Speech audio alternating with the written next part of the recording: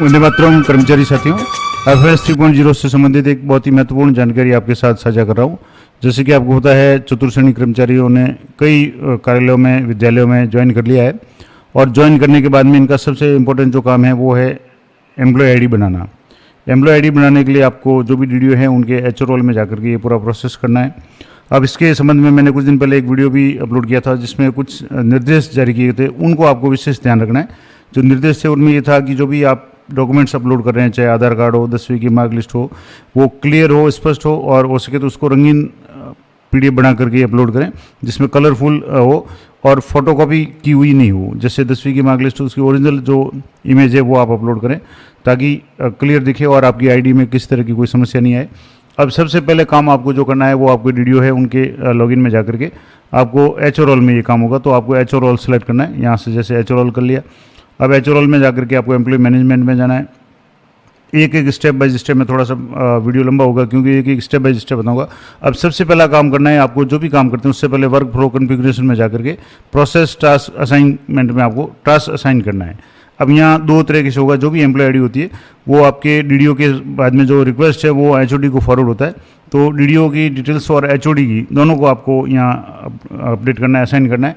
तो यहाँ से जैसे प्रोसेस लिस्ट में आप क्लिक करेंगे तो सबसे नीचे का ऑप्शन आएगा एम्प्लॉय रजिस्ट्रेशन, इस पर आपको क्लिक करना है। यहाँ क्लिक करेंगे तो यहाँ आप देखेंगे लेवल 1 और लेवल 2। लेवल 1 में ऑफिस है, लेवल 2 में एचओडी। अब लेवल 1 में मेकर, चेकर, अप्रूवर, ये तीनों रोल आप देख लें असाइन किए हुए हैं, राइट का निशान आना चाहिए। अगर नहीं है तो आप नीचे जाकर के इसको स्क्रॉल करके इसको असाइन कर लें। असाइन में आपको एचओ को असाइन करना है। यहाँ जैसे डीडीओ को पहले असाइन किया हुआ था तो यहाँ से आपको चेंज स्टेटस में आकर इनएक्टिव कर दिया और एचओ को एक्टिव कर दिया। मेकर, चेकर और अप्रूवर, यहाँ तीनों जैसे एचओ एक्टिव है।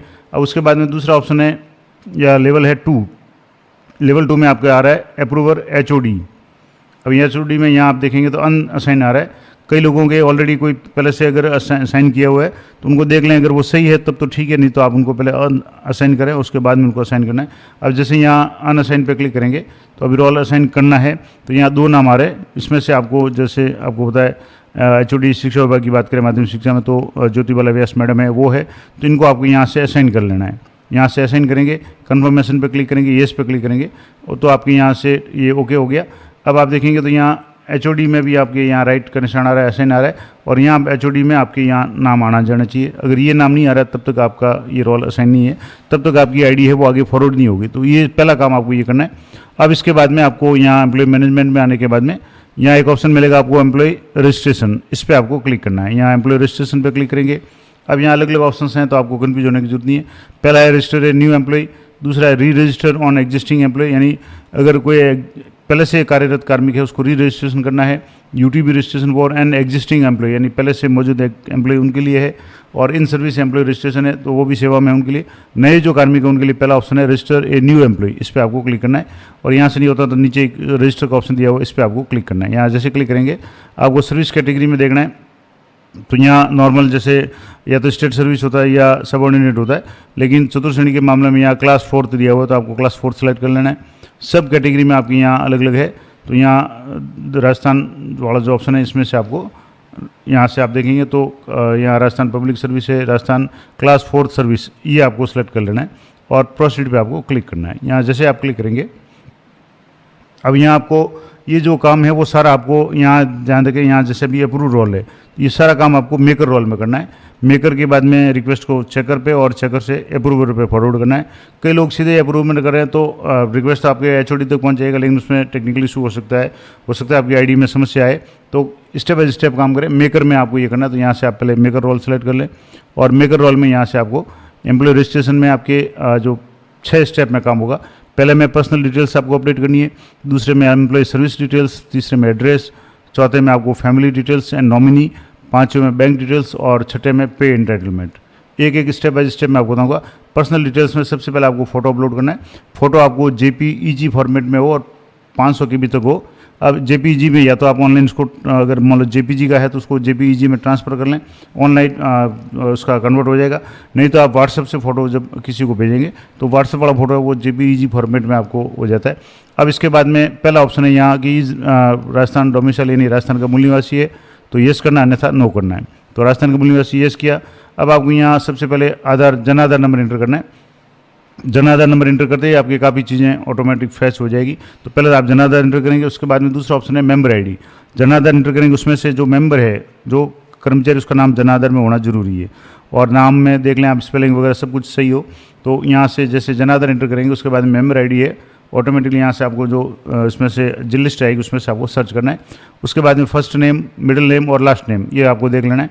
नाम अगर एक ही है तो आप फर्स्ट रखें। मान लो तीनों में नाम है, फर्स्ट सेकंड थर्ड, यानी first middle name last name है, तो आप देख लें उसके हिसाब से जेंडर आपको मेल फीमेल जो भी है वो आपको यहाँ से सिलेक्ट कर लेना है। यहाँ से डेट ऑफ बर्थ आपको सिलेक्ट कर लेनी है। Date of birth in word से ये ऑटोमेटिक जहाँ तक काफ़ी हद तक आपके जन आधार से डाटा आ जाएगा, मैं आपको बता दूंगा। हाइट इन सेंटीमीटर ये भी सिलेक्ट करनी है। और यहाँ हाइट है आपको सेंटीमीटर में, जो भी नॉर्मल हाइट है एकदम आपको लिखनी है। कई लोग या फीट में वगैरह लिखते हैं तो वो एरर आएगा और नीचे सबमिट का ऑप्शन नहीं आएगा। तो यहाँ ये ध्यान रखें कि हाइट आप सेंटीमीटर में रखें। ब्लड ग्रुप आपको लिखना है, ज़्यादा स्टार दिया हुआ वो ज़रूरी है, वो आपको पढ़ना है। आइडेंटिफिकेशन मार्क आप उसमें लिखना है। उसके बाद में फादर का नाम, मदर का नाम अगर ऑटो आता है तो ठीक है, नहीं तो आपको यहाँ से इंटर करना है। उसके बाद में मैरिटल स्टेटस, मैरिटल में डाइवोर्स है, मैरिड है, अनमैरिड है, विडोयर, तो जो भी स्थिति है उसके अनुसार आपको भरना है। उसके बाद में स्पाउस का नाम, अगर मैरिटल है, मैरिड है तो स्पाउस यानी जीवन साथी का नाम है वो भरना है। दिव्यांग है तो यस, अन्यथा नो कर देना है, या नो ही है। ईमेल आईडी भी आप लिखना चाहें तो, नहीं तो मैंडेटरी नहीं है, ज़रूरी नहीं है। मोबाइल नंबर ज़रूरी है। नेशनलिटी इंडिया आ रहा है, राजस्थान आ रहा है, क्योंकि राजस्थान का मूल निवास आपने ऊपर सेलेक्ट किया है।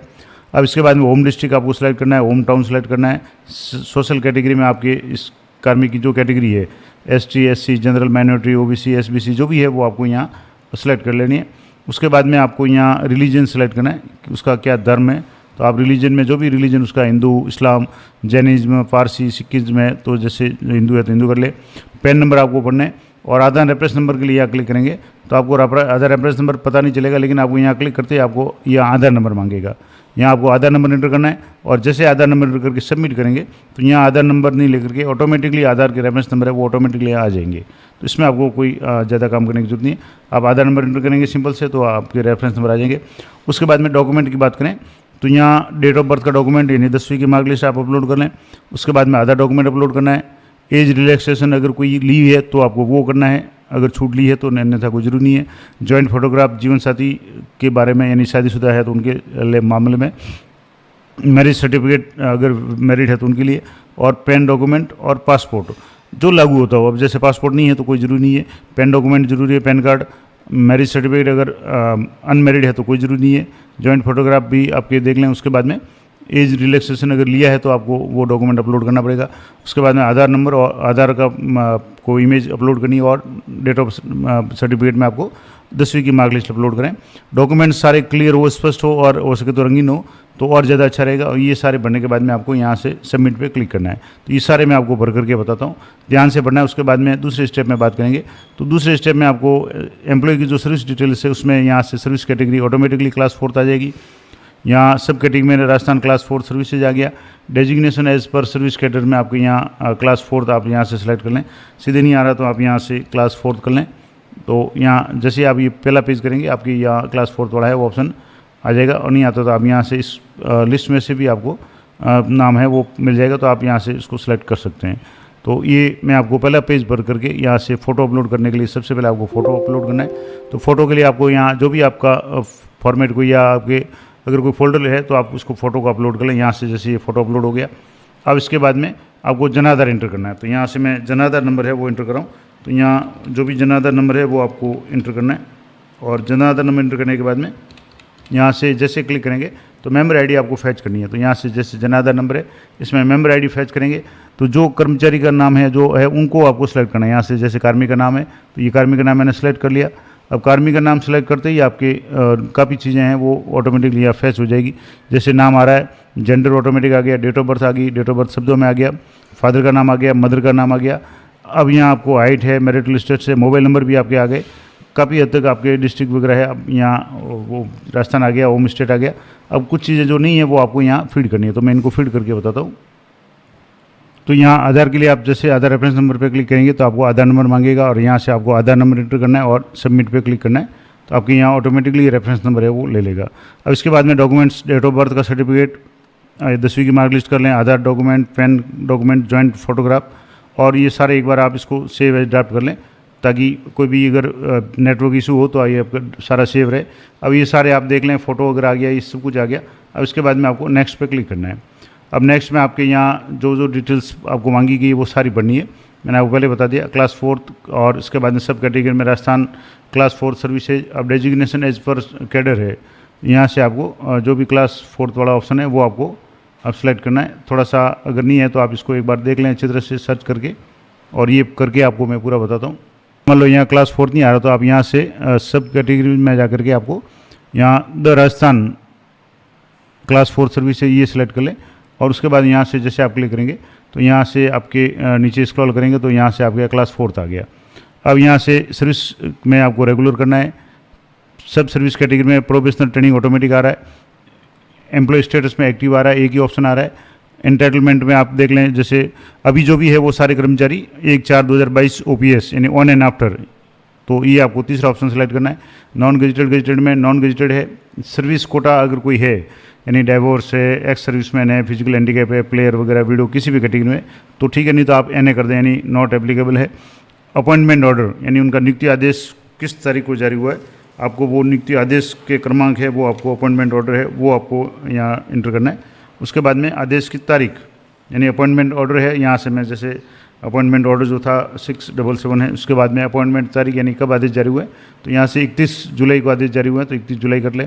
ज्वाइनिंग डेट यानी किस तारीख को ज्वाइन किया है, तो कार्मिक ने 6 तारीख को ज्वाइन किया तो 6/8 आ गया। और डेट ऑफ प्रेजेंट डेजिग्नेशन यानी वर्तमान पद तो ये 6 तारीख ही होगा।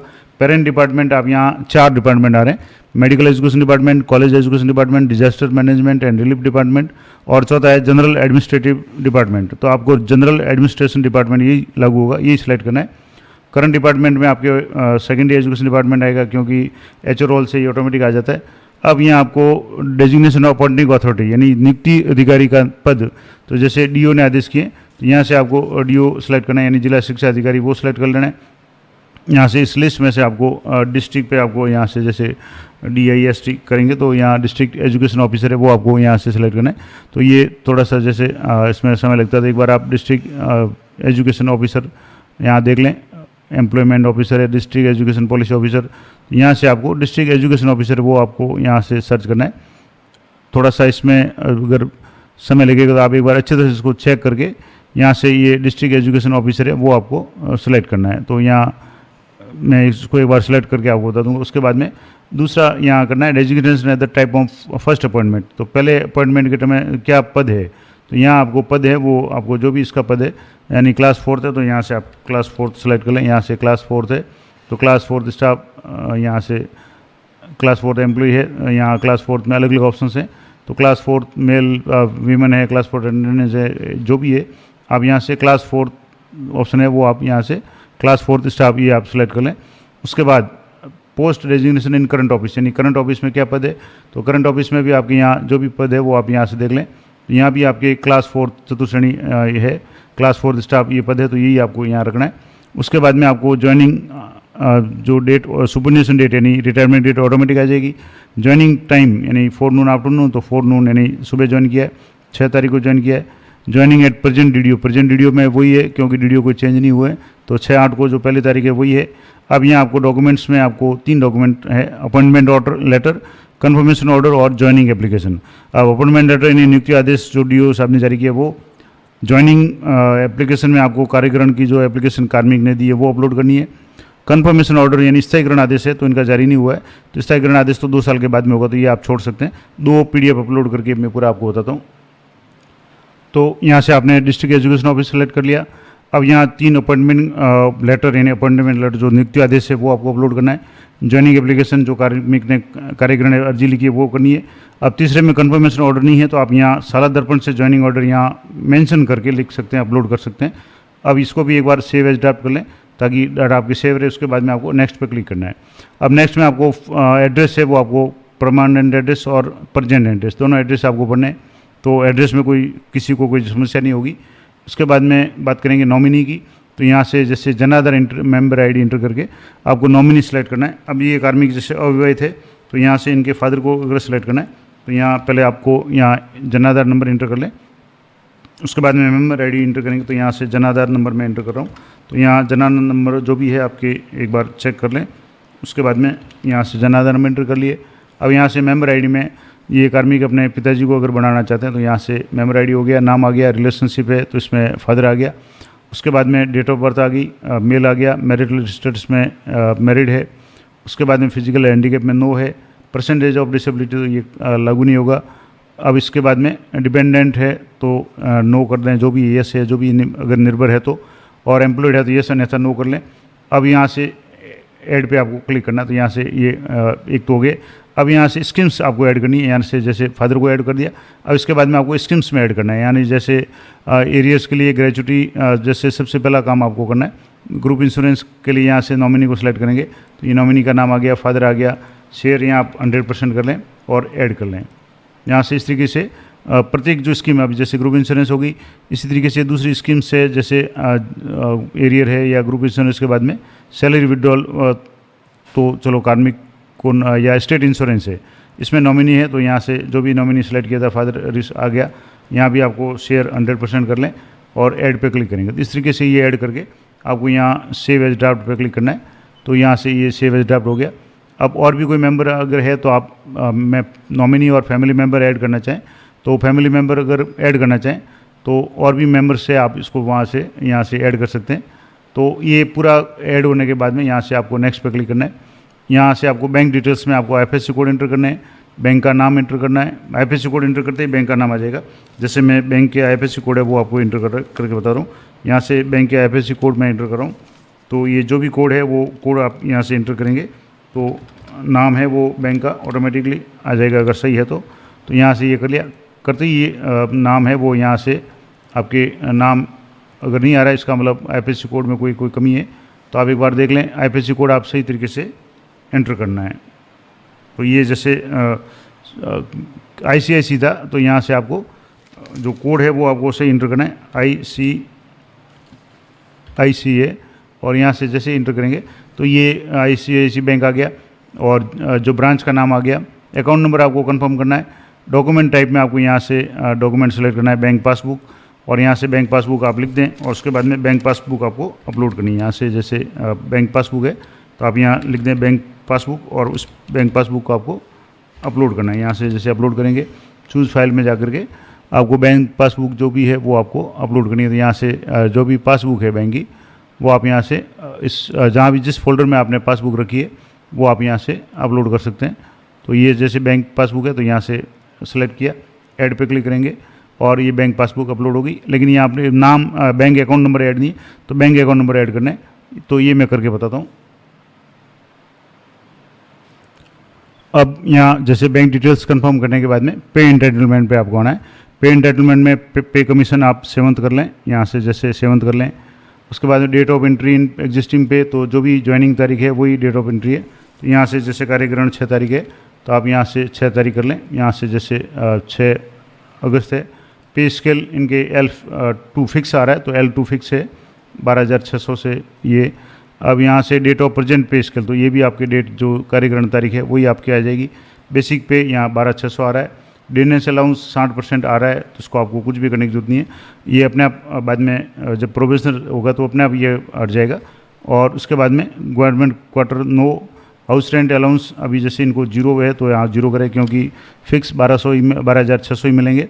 और उसके बाद में ये यहाँ से डिक्लेरेशन पर करके I hereby declare that the information is true, यानी जो भी सूचना है सही है, complete and correct to the my best knowledge. और इसके बाद में behalf and that is has been checked, collected, submitted and maintain in the office for all employ, यानी जो फॉर द एम्प्लॉय। और ये इसको आप करके एक बार इसको सबमिट कर लें। सबमिट करेंगे, are you sure want to submit, okay पे आपको क्लिक करना है, येस पे क्लिक करना है। ये रिक्वेस्ट सबमिट हो गया, सक्सेसफुल हो गया।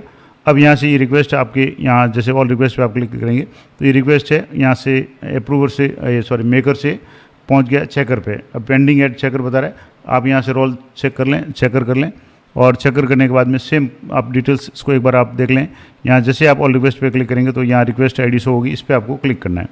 यहाँ क्लिक करने के बाद में आप देख लें यहाँ से फ़ोटो वगैरह सब कुछ आपकी यहाँ शो हो जाएगा। नहीं है तो थोड़ा सा आपको वेट करना है, या आधार जन आधार वगैरह मदर का नाम वगैरह है, कुछ भी अगर आपको गड़बड़ लगे तो आप इसको यहाँ से भी कैंसिल कर सकते हैं, और अन्यथा आप इसको यहाँ से चेक करके इसको फॉरवर्ड करते रहें। नेक्स्ट नेक्स्ट पे आपको क्लिक करना है। एक बार सारी चीज़ें एक बार चेक जरूर कर लें, और सारी अगर सही है तो आप इसको नेक्स्ट पे क्लिक करेंगे। इस तरीके से नेक्स्ट पे क्लिक करेंगे। मेंबर आईडी, यहाँ से नॉमिनी डिटेल्स देख लें, स्कीम्स वगैरह देख लें, सब कुछ देख लें, यहाँ बैंक डिटेल्स वगैरह चेक कर लें। उसके बाद में आपको यहाँ से क्लिक करना है, और ये 2 ऑप्शन यहाँ आ रहे हैं। अगर कुछ गलत है तो आप इसको रिवर्ट कर सकते हैं, अन्यथा आप सब कुछ सही है तो आप इसको फॉरवर्ड करेंगे। फॉरवर्ड करने के बाद में येस पे क्लिक करेंगे, और येस पे क्लिक करने के बाद में ये सक्सेसफुली फॉरवर्ड हो जाएगा मेकर टू चेकर। अब आपको यहाँ से अप्रूव ऑल पे क्लिक करना है, तो अप्रूव ऑल में यहाँ जाएंगे। अप्रूव ऑल में यहाँ से वापस इस चेक पे आपको क्लिक करना है, और यहाँ क्लिक करने के बाद में आपको यहाँ वापस ये वो सारी डिटेल्स फोटो वगैरह सब शो हो जाएंगे कुछ सेकंड में। यहाँ से देख लें सब कुछ सही है, आप नेक्स्ट पे क्लिक करेंगे। एक एक चीज़ आप दोबारा अच्छी तरह से कंफर्म कर लें, कोई अगर कमी है तो आप इसको अभी भी एडिट कर सकते हैं, नहीं तो आपको नेक्स्ट पे क्लिक करना है। यहाँ जैसे यहाँ सीधे नेक्स्ट नहीं हो रहा, तो आप थोड़ा सा हो सकता है कई बार साइट इशू होता है, तो ये नेक्स्ट आ गया। यहाँ से आप एम्प्लॉय सर्विस है, इसको भी आप यहाँ से नेक्स्ट करेंगे, तो ये एड्रेस वाला है, इसको भी आप देख लें, और एक एक को आपको क्लिक करना है ताकि आपके यहाँ ऊपर जो राइट का निशान आ जाए। यहाँ से आपको क्लिक करना है, नेक्स्ट पे क्लिक करना है। नॉमिनी हो गया। अब इसके बाद में बैंक डिटेल्स है, इसको आप एक बार देख करके क्लिक करेंगे, तभी आपके ऊपर राइट का निशान आएगा। और इसके बाद में यहाँ से आप पे एंटाइटलमेंट पे क्लिक करेंगे, तो ये पे एंटाइटलमेंट आ गया। चेक कर लें 12,600 होना चाहिए, 60% DRR, कोई प्रॉब्लम नहीं है। पे कमीशन 7th होना चाहिए, किस तारीख को ज्वाइन किया ये देख लें। यहाँ जैसे पे स्केल नहीं आ रहा तो कोई इशू नहीं है, क्योंकि ऑलरेडी आप सेलेक्ट कर चुके हैं। अब यहाँ 3 ऑप्शन है, अप्रूव, रिवर्ट और रिजेक्ट। अगर गलत है तो अगर रिजेक्ट करना चाहते रिजेक्ट कर सकते हैं, अगर कुछ कमी है तो इसको आप रिवर्ट करें ताकि वापस इसको मेकर से चेकर पे यहाँ पहुँच जाएँ, और चेकर से वापस मेकर पे भी बैक ले सकते हैं। और अगर सब कुछ सही है तो आपको फॉरवर्ड करना है, अप्रूव करना है। अप्रूव करते ही ये आपके HOD को फॉरवर्ड हो जाएगा। HOD जो आपने अभी शुरू में असाइन किया था उनके पास फॉरवर्ड हो जाएगा।